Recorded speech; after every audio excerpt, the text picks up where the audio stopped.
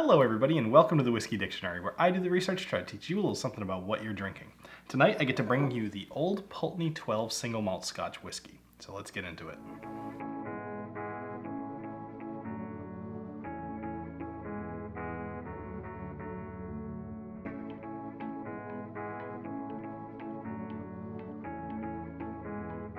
Oh man, Old Pulteney 12 is just so good.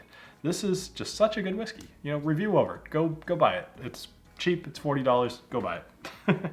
But this is made at the Old Pulteney Distillery, which is in Wick, Scotland, which is the northernmost distillery in all of mainland Scotland. And it's been around since 1826, which is pretty significant.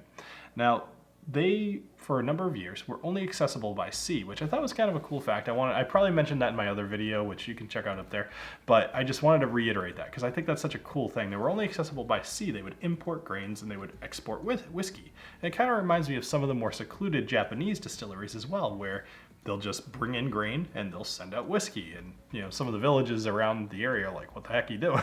what is this magic? Same idea. Old Pulteney, they make great stuff.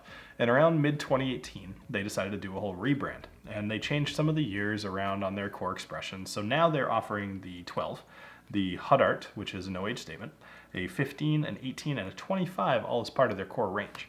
Now, all of those, except for the 12, did actually change either the amount that they've been aging or something about the aging, but the 12 remained unchanged. And there's a good reason for that. This is very inexpensive. This is $40. It is absolutely delicious. And for a single malt Scotch whiskey from all the way up in northern Scotland to come down here to the United States for $40, I feel like that is a good deal. So let's talk about the nosing and tasting. Now, something to know before you nose this is often referred to as the maritime malt. Everything from Old Pulteney. So a lot of times you're gonna get sea air and like just kind of ocean, things that remind you of the ocean. So I would not be surprised if we get a lot of salt on this. So let's go ahead and nose. What a great nose.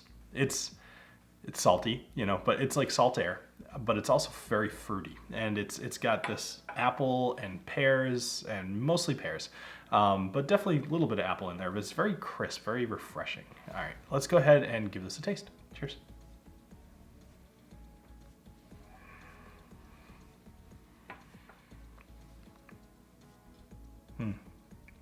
Man, this is 43%. I actually was gonna say 40 because it drinks very easy. It's very very crisp, very light. But at 43, I have this general opinion of when you see a whiskey at 43%, it shows that the distillery actually cares about a little bit more than just making money. Only because you can go down to 40, right? So anyway, when I taste this, I taste salt, I taste pear again. It's extremely refreshing. Now, I don't typically do this, only because I'll add water to my whiskey occasionally, especially when I'm taking my nosing and tasting notes, but I almost never add ice to a whiskey, only because just by virtue of doing this channel, if I'm drinking whiskey, chances are it's for an episode. I very rarely drink whiskey just sitting on my deck or something like that and just chilling. But during the spring or summer months, if you guys want to put some ice into this, I think that you're gonna love it. I think this is just a sit down, relax, chill out, and have a cold whiskey. I think this would be perfect for that as well. So, drink's great, neat. Don't get me wrong here, but I think that when I taste this, it's so refreshing. All I can think about is how can I make this even more refreshing, All right, so let me just say, as I mentioned at the beginning of the video, this totally gets a buy it for me. There's just no question. The only reason I don't give this a stock it is because even though the price is great on this, I think that you would be better served going through this bottle, experiencing it, loving it, and then going for some of the higher aged value expressions, the 15 especially, the 18 especially, which if you guys saw my whiskey of the year, the 18 was my whiskey of 2019. So I mean, it's good. It's really, really good. And I think you should take the time to go buy some of this. So anyway, I don't think that you should repeatedly buy this bottle. So if you are looking for some similar types to this, just to kind of get an idea of what this might taste like, if you like Oban 14 or if you like Talisker 10, these are similar.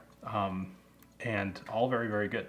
So anyway, that does it for this episode of the Whiskey Dictionary. Thank you very much for joining me here, and I hope you have a great rest of your night. Make sure to check out thewhiskeydictionary.com. There's all kinds of good stuff up there, and cheers.